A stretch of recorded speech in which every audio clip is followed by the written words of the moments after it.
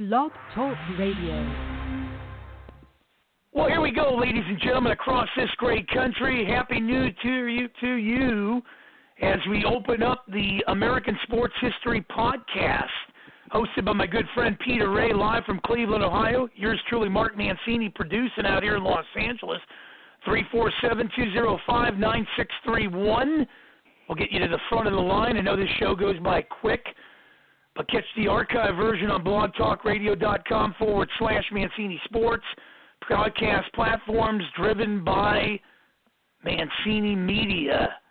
And without further ado, let me lay the red carpet, put the podium in its place, hand off the mic. First of all, how are you, Peter, and how can people get a hold of you, my friend? I am doing well, and I have a YouTube channel. It's my name, Peter J. Ray, R-E-A, and I have a website. It's called Adventures in History with Peter J. Ray. So that answers those two questions. And tonight, you're the guest, or we are co-hosts, or something like that. Yeah, and you know what? I want to give Cleveland, the forefront on this show. A lot to talk about. You interview a lot of guests. Figured to start the new year off. Why don't we talk about the teams in your city, and we'll break them down. We'll take it 10 minutes apiece with a 30-minute show. We'll start out with the Browns, what they mean to the city of Cleveland, and first time in the playoffs in 18, 19 years here, depending on what you're looking at. But, boy, I'll tell you, you got to be proud to see this team fight back and get in the playoffs after losing to the Jets and beating the Steelers in the finale. And now it sets up the third meeting back-to-back, but this one will be in Pittsburgh Sunday night. Take us through what it means and the downfalls and the expectations of the Cleveland Browns now moving forward, my friend. Well, the Browns started in 1946, so their first 10 years they were in the championship game every year and won 7 out of the 10. The first 4 in the All-American Football Conference, a short-lived league, and then the first 6 years in the NFL, and then they were a strong team into the 50s, 60s, into the early 70s. Then they were kind of weak in the mid 70s, and then again by the mid to late 80s they were very, very strong, and got to 3 AFC title games, and then of course the move to Baltimore, and then but since the new team in '99, I think the Browns are like the worst team in the last 20 years. So I'm not sure about that, but they did make the playoffs in 2002, and lost a tough playoff game against the Steelers, which they had a lead, and I think their coach Butch Davis never got over it. They fired the defensive coordinator right after the game, and anyway, since then, I think back in 2008 they were 10-6, but didn't make the playoffs. So they've been the Browns are a big part. The NFL and the Browns. How NFL fans are, and so it's folks are happy even though And actually, the last game which was here, you could see there was a lot of fans, or at least as many as they could let. Unlike some of these others, I've been watching I think New York, there's still no fans at games. So anyway, folks are happy that they're in the Browns fans. Like Hanford Dixon, the old cornerback, used to say years ago. You can't. What did he talked about? Going to the dance. You have to. You can't be successful if you don't go to the dance. So we're in the dance. We're one of the 14 teams, and I'm actually rooting for 6 teams in the playoffs.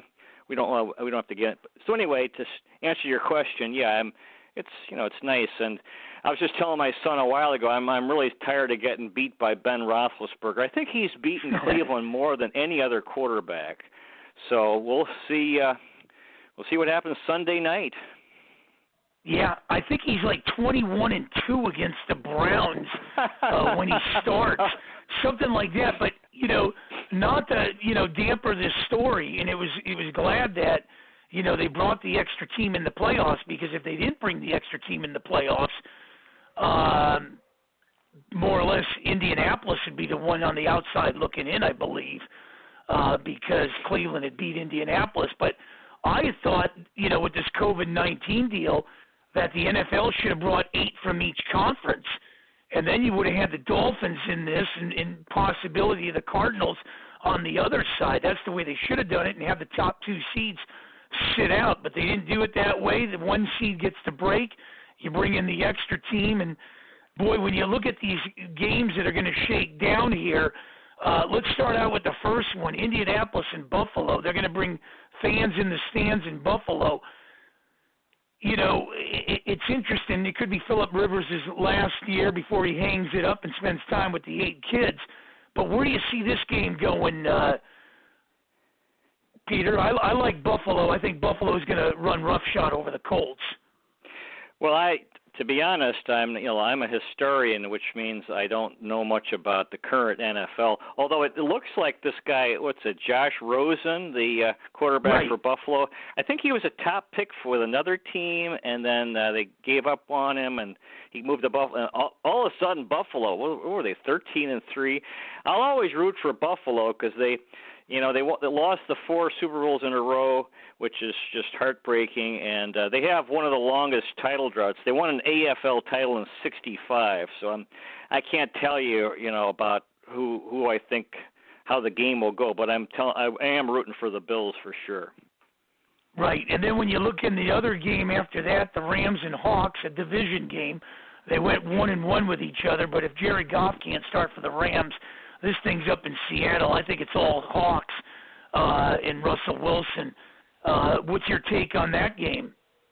Well, again, I don't know much. Well, yeah, I know the Seahawks, Russell Wilson, those tough team, and right. And I'm not knowledgeable, but all I know is the Rams have the longest title drought in the NFL going back to 1951. Now, I wonder what Mark Heffernan would have to say. I mean, I know they won a title with St. Louis, but how satisfying is that for an LA fan?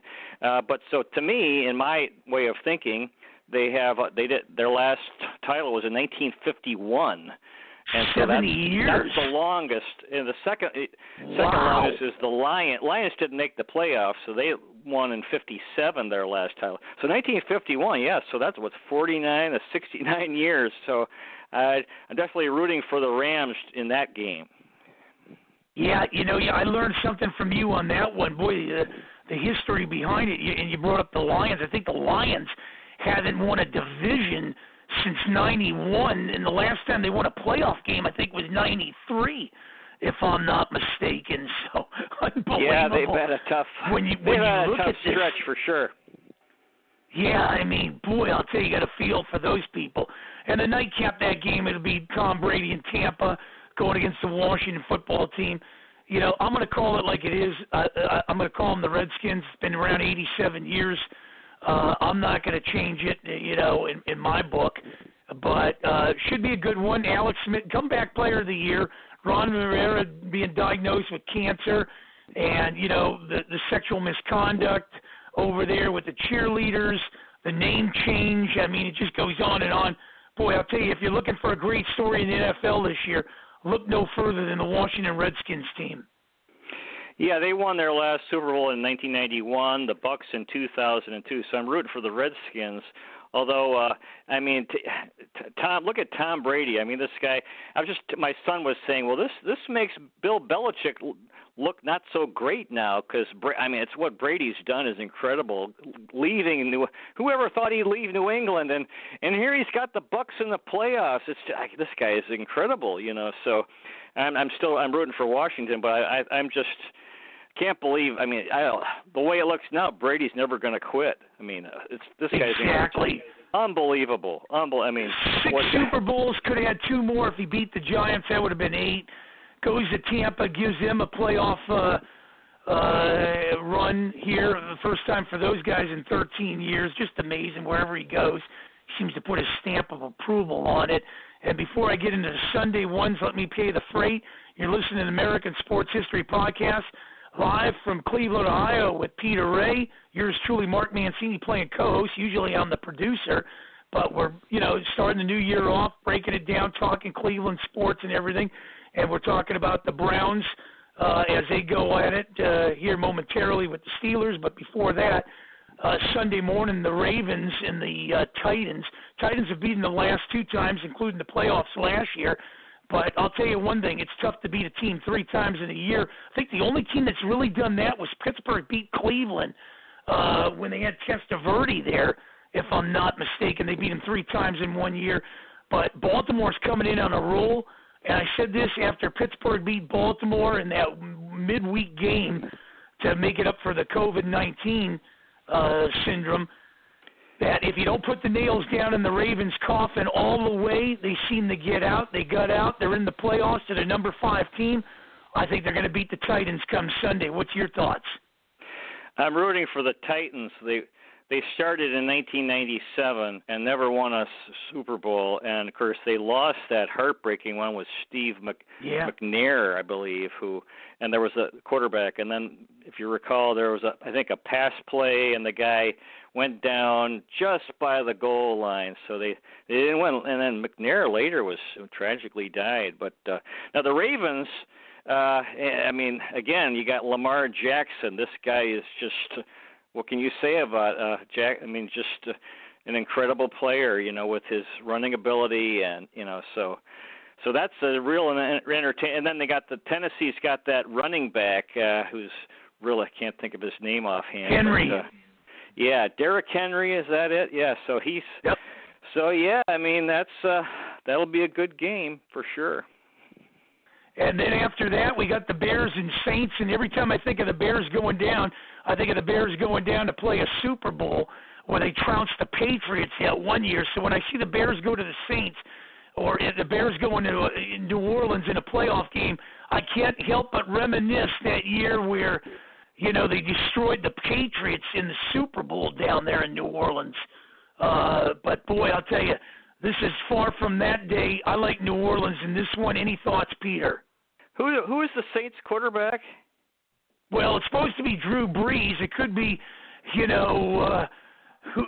who there, to break it down. But anybody can be quarterbacking. But if it's not Brees, the Bears might have a fighting chance. But in New Orleans, too much down there with Mardi Gras. I know it's kind of closed up and everything. But I like the Saints.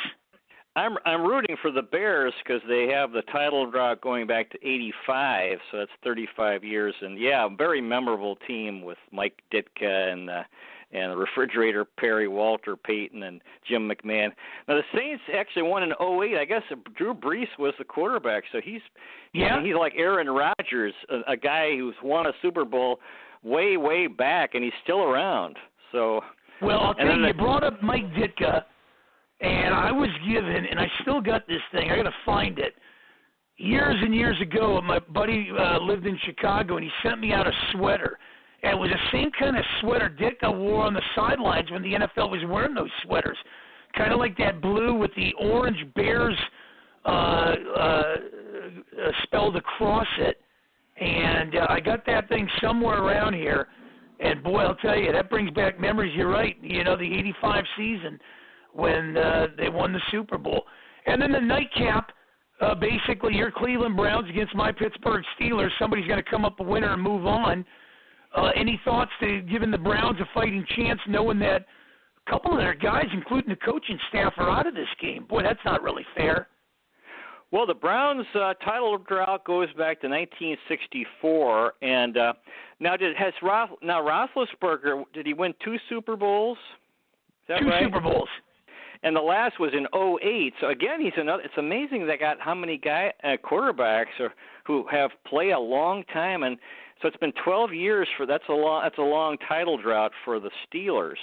But probably a lot of people think Cleveland doesn't have a chance, but I'm always optimistic, and that's why but I'm not going to give up before the game, and we'll see what happens. It will be, I guess it really would be an upset if Cleveland won, but obviously I'm rooting for Cleveland. Title draw 30. Let's see, 36. So how many? 1964. So that's 51 years. So that's I think the third longest in the NFL. Going back to the 64 as we get this show going, 15 minutes left. Yeah. And we're talking Cleveland Cavaliers. Now, let me tell you how I can go back to the Cleveland Cavaliers. I can go back to where they had those diamond, the yellow uniforms. They played in the Richfield Coliseum. Ted Septian owned the team. They must have drew 6,000 fans, and they were on a respirator. Bingo Smith, Jim Jones. I want to know the history you got with these guys, and boy, I'm going to learn something right now. Take me down memory lane with the Cleveland Cavaliers.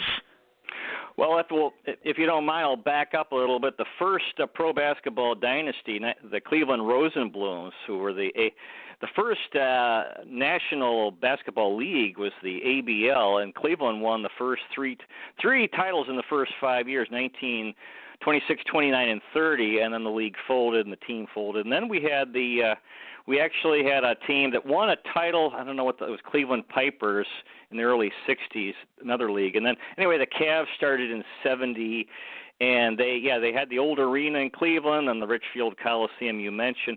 76, they got to the East Finals. That was they called it the Miracle at Richfield. They beat the Washington Bullets in a very exciting 7-game series. And then, as you mentioned, Ted Stepien was really a terrible owner, and the team was in big trouble. But then they revived with new ownership in the late 80s and made a run and got to the East Finals against Michael Jordan and the Bulls in 92. And then, of course, there was the shot that everyone knows about, the shot, which I think was back in 89, that beat Cleveland in a Cavs-Bulls series. And then they were the Cavs declined. You know, their teams go up and down. They declined into the 90s, and then of course LeBron came in 03, and he was here for the first round and got to the Cavs. You know, the Cavs were a contender, and then he left, and then he came back again, won the title in 16, and then left again, and the team's been pretty bad. But it looks like from what I can tell, they have been drafting well, and we'll see what happens this year. But look at the Golden State Warriors. They were a team that really was put together. I mean, they picked up Durant at one point, but they drafted well and developed a tremendous team, and so that's what Cleveland's trying to do right now. Yeah, when you look at the Cavaliers in the days, I mean, you brought up some of the great players after they moved out of that pretty much the Richfield days with Septian. I remember the Gunn brothers, I think, owned them after that, or somebody owned them. That's right. When you look at the Bingo Smiths, and I remember watching, in the 70s with those guys, and they brought back their uniforms and everything. And I remember, when I was in Cleveland, I went by that old arena in Richfield. Boy, that was really outside Cleveland for somewhat. I believe it was almost, if Richfield's ain't like 45 minutes outside of Cleveland. Am I right? Yeah, it's the owner, the guy who started the Cavs, Nick Maletia. He was a real, very creative guy, full of charisma, and he thought that he was hoping to draw from both Cleveland and the Akron-Canton area, and Richfield's in the middle. So, but what it really meant is for fans in the Cleveland area, a tough drive, and and who wants, in winter time, you go to work, come home, and it's who wants to make a tough drive, and so it didn't work out. But they had some good years there, like I said, in 76, and Larry Bird's last game was in 92 playoffs. Cavs eliminated Boston in 92. So yeah, they had some. But I just to use myself. I didn't.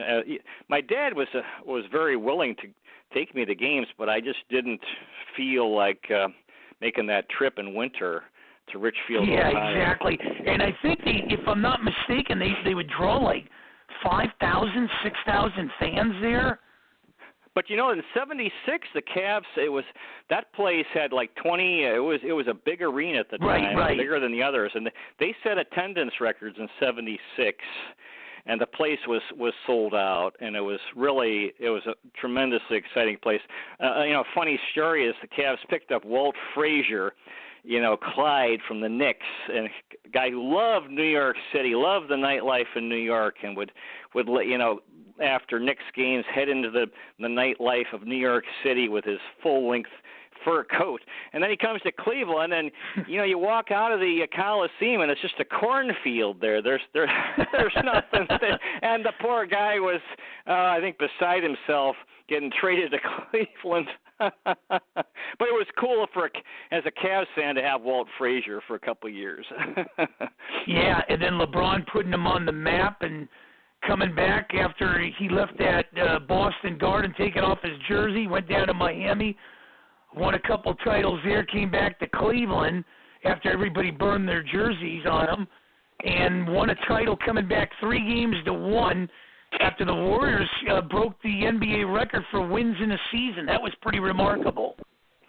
Yeah, that was tough for them because when you win that many games and don't win the final, it's kind of like the Seattle Mariners, who I think they set a MLB record and didn't even get to the World Series because they got lost against the Yankees back in, was that 2002 or something, and Cleveland gave them a good series too. So anyway, for Cleveland, that was 2016 that was really something. We what we all wanted all these years, winning a title. Yep.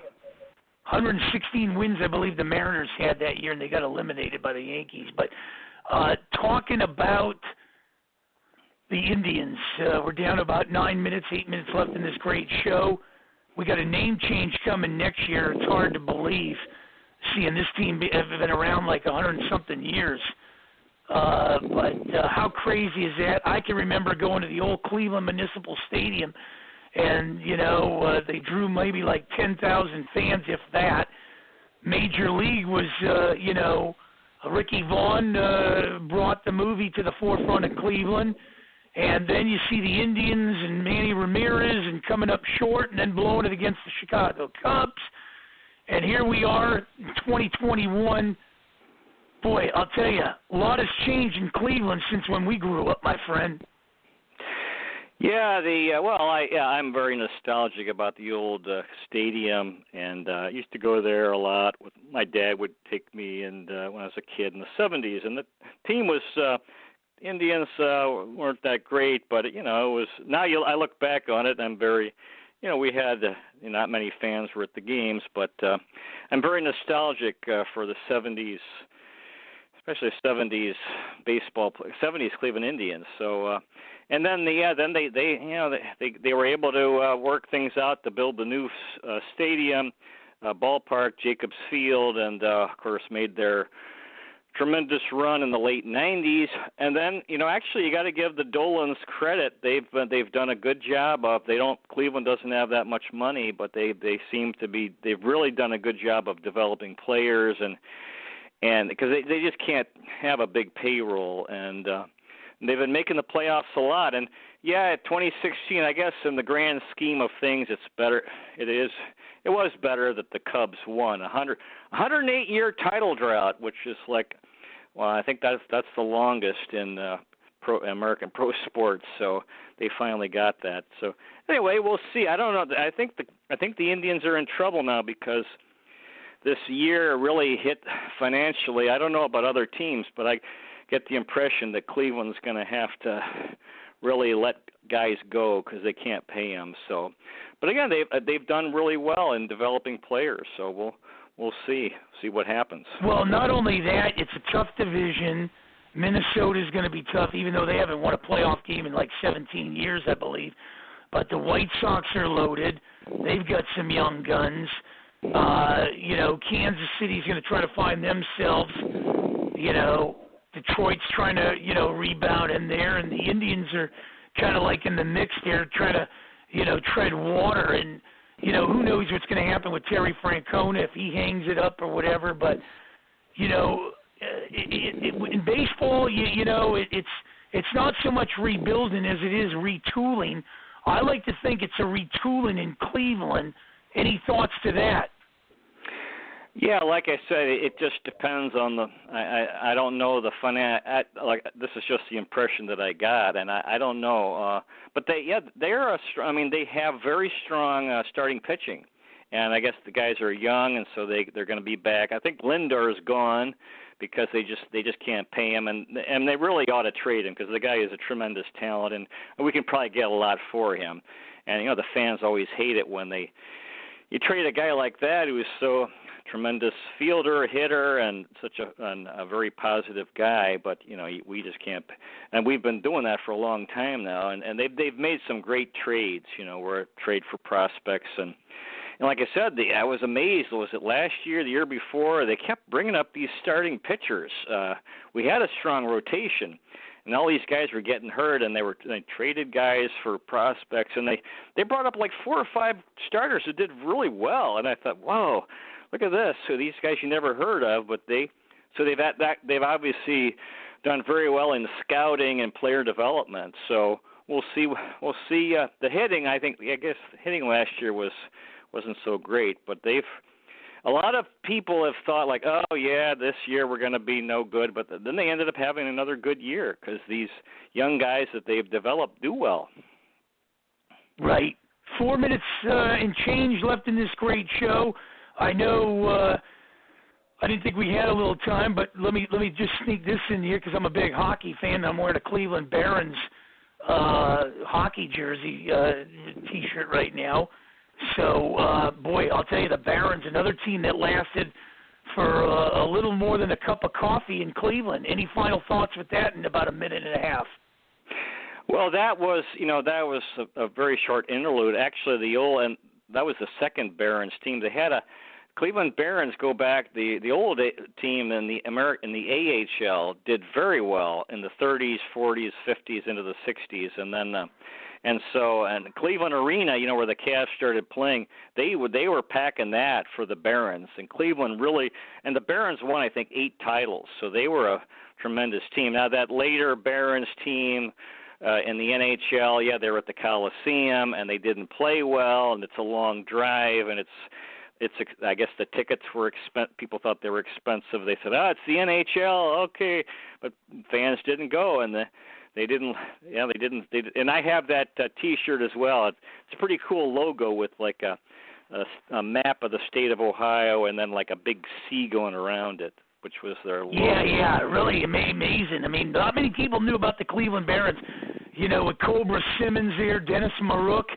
I remember going to a King game, and the NHL in the heyday growing up, going to high school and stuff, and coming out of high school, boy, there were some teams on a respirator: the Kings, the Penguins, the Colorado Rockies, who moved to New Jersey, the Cleveland Barons, California Golden Seals. The list goes on, and we can go another show with that one. But next week on the show, you got a great guest. Tell everybody what you're looking forward to next week. Well, we have Todd Corder, and maybe you can talk about him. You told me earlier. Maybe you can talk about Todd? Great guy out of Atlanta, runs a show out of Atlanta, Atlanta Sports. And, boy, it's going to be really nice to hear him on here. I got to produce a show with him a couple of years ago called Primetime in the ATL. It was him, JJ, and Stephanie, and they built up a great show, and Todd's going to come back and talk about it. So very knowledgeable. His roots lie in Detroit.